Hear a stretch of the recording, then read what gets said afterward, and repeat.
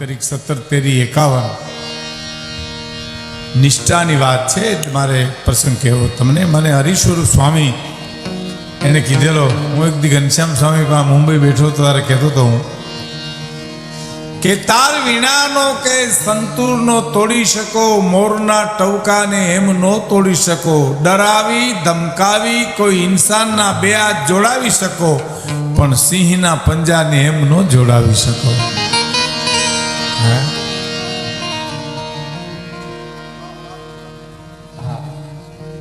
આ કવિતા તમે ગમે એટલી વાર ગાઓ સાહેબ, ગમે એટલી વાર સાંભળો, હોનાને કોઈ દી કાટ ન લાગે, ગંગાજળમાંથી કોઈ દુર્ગંધ ન આવે, હાવજ કોઈ દી ખડ ન ખાય સાહેબ. આ બધી દાદની એવી કવિતાઓ છે કે ડરાવી ધમકાવી કોઈ ઇન્સાનના બે હાથ જોડાવી શકો, પણ સિંહના પંજાને એમ ન જોડાવી શકો, અને શિખરો કંઈક સર કરો, કીર્તિ થંભ ખોડી શકો, પણ ગામના પાદરમાં એક પણ પાળીઓ એમ ન ખોડી શકો. કારણ કે એમાં તો મરવું જ પડે, એમાં કોક મરે ને આપણા પાળિયા ન પૂજાય. એવી મારે એક ઝીણી વાત આપને સામે કરવી છે. બહુ પાઠ્યપુસ્તકમાં મારે તમારે એક પ્રસંગ આવતો, થોડુંક પૂર્વાશ્રમ ભૂમિકા બાંધી દઉં. મહાભારત જેને વાંચ્યું વિશે, એક તો આપણે ત્યાં અંધશ્રદ્ધા એવી આવી ગઈ, ઘરમાં મહાભારત રખાય નહીં, મહાભારત થાય એમ. એવું નથી, જેના ઘરમાં મહાભારત નથી ન્યાય મહાભારત થાય છે. પણ વેદ વ્યાસ એમ કે છે કે મહાભારતમાં છે એ દુનિયામાં ક્યાંય નથી, દુનિયામાં ક્યાંય નથી, બધું મહાભારતમાં છે. આવો જબરજસ્ત ગ્રંથ છે. એને જેનો અભ્યાસ કર્યો છે તો ભગવાન કૃષ્ણએ જાહેરમાં નિવેદનો કર્યા છે, ખાનગી વાત ક્યાંય મહાભારતમાં કરી જ નથી. બે વ્યક્તિને છોડો એટલે બે વ્યક્તિની જ્યારે ખાનગીમાં વાત કરી છે, એક કર્ણની સાથે અને એક અર્જુનની સાથે.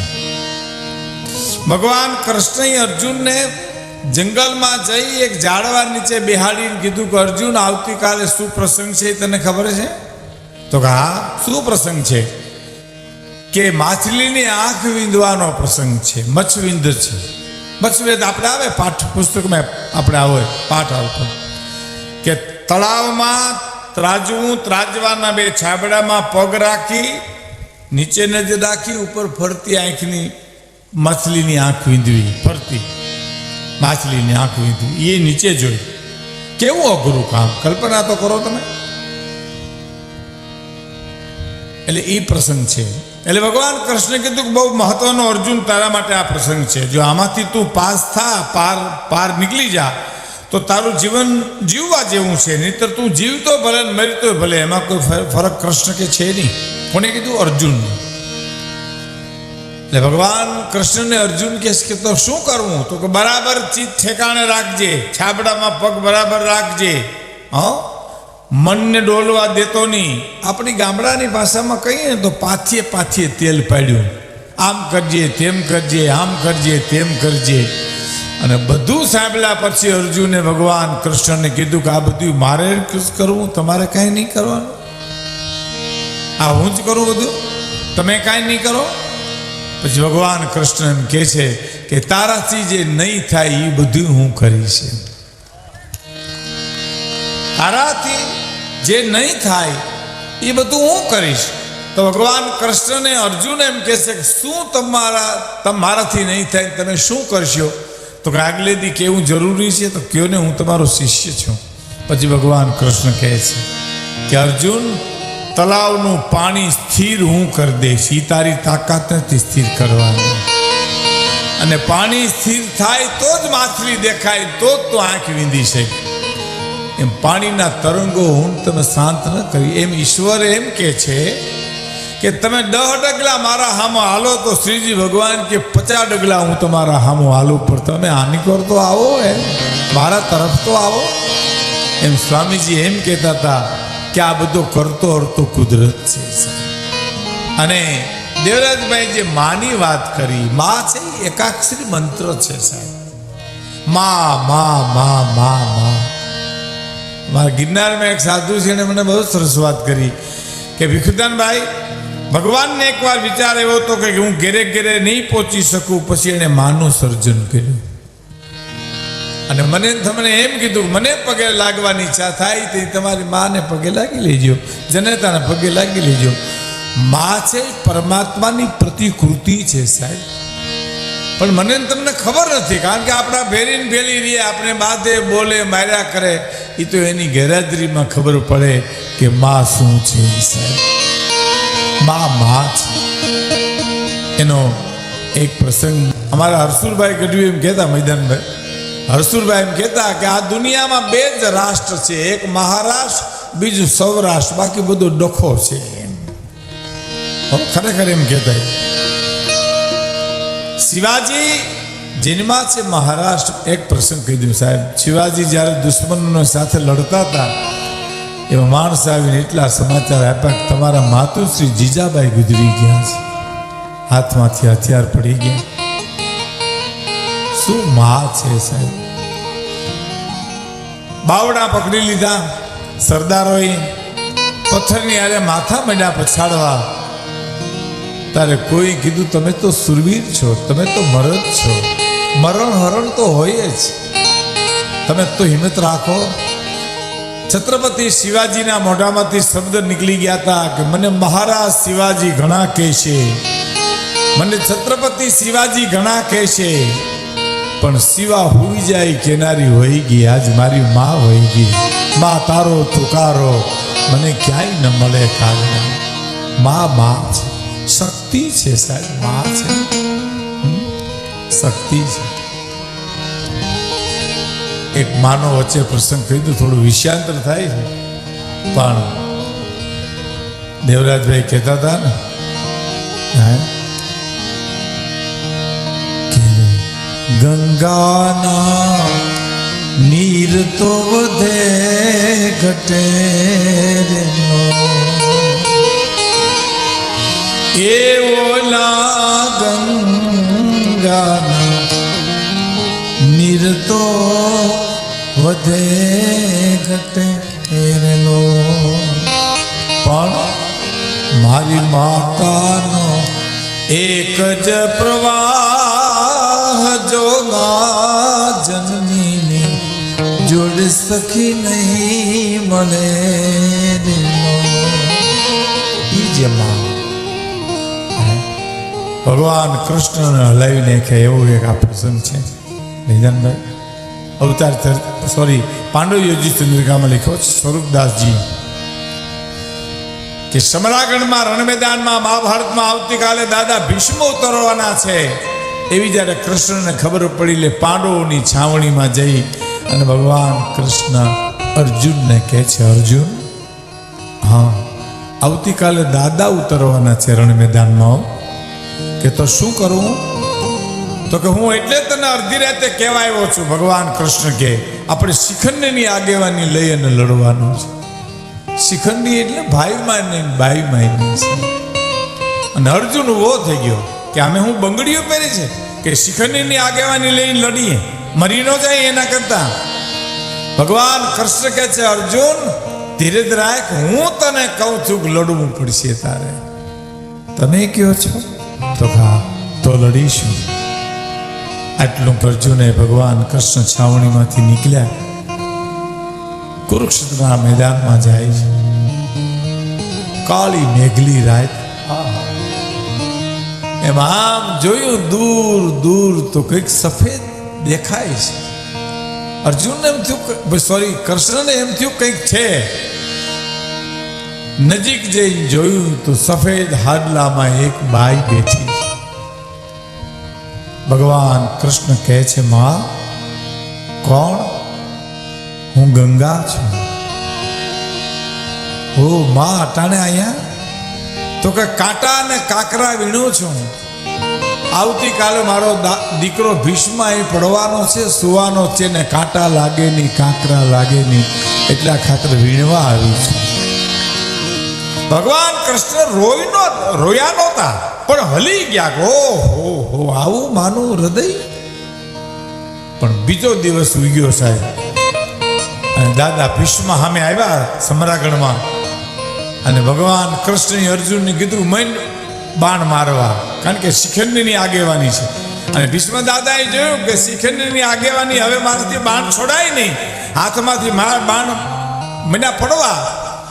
અને દાદા એટલું જ બોલ્યા હતા, આ મુરલીધર તારું જ કામ હોય, બીજા કોઈનું કામ ન હોય જ નહીં. કારણ કે તારે અધર્મનો નાશ કરીને ધર્મની સ્થાપના કરવી છે, તું જ કરી શકીશ. એક પછી એક બાણ મીંડા છૂટવા સાહેબ. અને મહાભારતનો પ્રસંગ છે, ભીષ્મ ધરતી ઉપર ઢળી પડ્યા, એ જ ક્ષણે બીજી વાર ગંગાજી પ્રગટ થયા છે. તઈ કૃષ્ણ રોઈ પડ્યા છે. અને આમ દાદો ભીષ્મ ધરતી ઉપર ઢળી પડ્યા, એ જ ક્ષણે ગંગાજી પ્રગટ થયા. અને ગંગાજી ભગવાન કૃષ્ણ સામું જોયું તો કૃષ્ણ હલી ગયો. આજ માની કંઈક વાત જુદી છે. નેત્ર જે આમ જોયા, આંખું જો આમ જોઈ માંડી, ધ્રુજી ગયા. ભગવાન કૃષ્ણ બોલી ન શક્યા. ગંગા કહે છે, મુરલીધર મારા દીકરાને દગાથી માર્યો, મારા દીકરાને છેતરીને માર્યો, મારા દીકરાને શિખંડીની આગેવાની લઈને માર્યો. શિખંડી નો હોત ને એની જગ્યાએ તું હોત તો તને ખબર પડે ગંગાના ધાવણની શું તાકાત છે. અને પછી ભગવાન કૃષ્ણની આંખમાંથી દડ દડ આંસુ મીના માં કે છે. શિવાજીનો હાલડો તો બહુ સાંભળ્યો છે, અમે બહુ ગાયું છે, પણ આની બે કડી એવી છે, મારો થાક જિંદગીનો ઉતારી નાખે છે. આ બે કડીઓ કઈ આજ માતા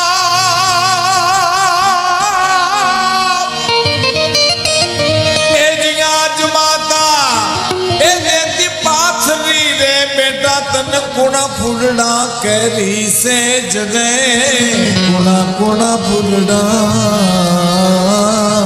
કેરી.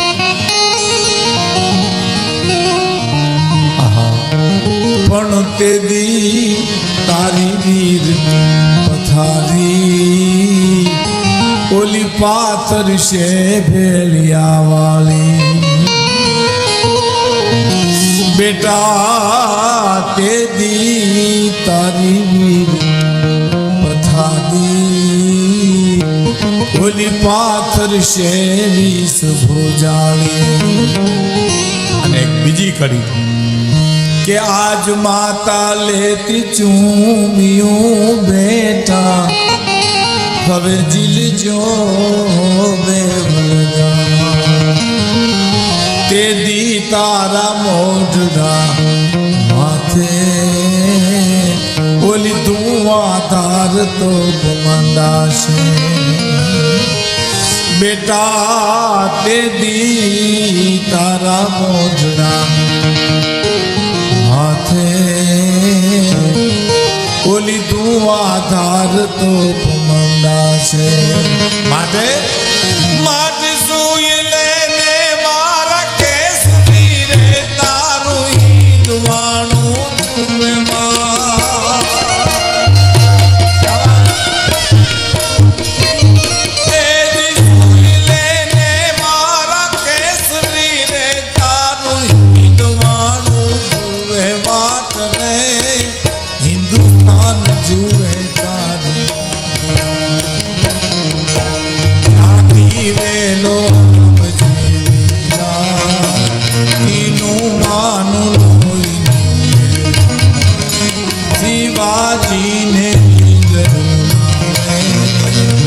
માતાજી જબા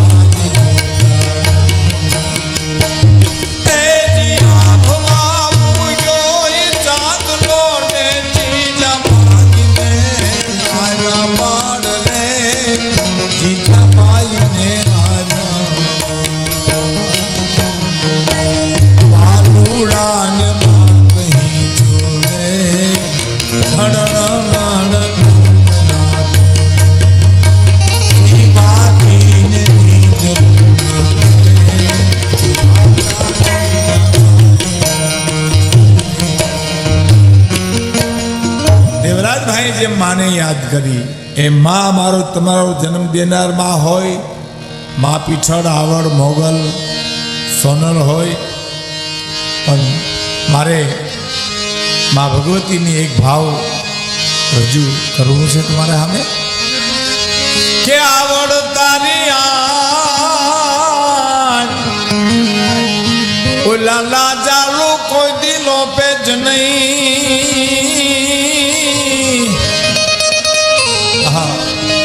પછી ભરે ન ડગલું જોને ભાન, અરે રે वो तो तमले कश्यप राव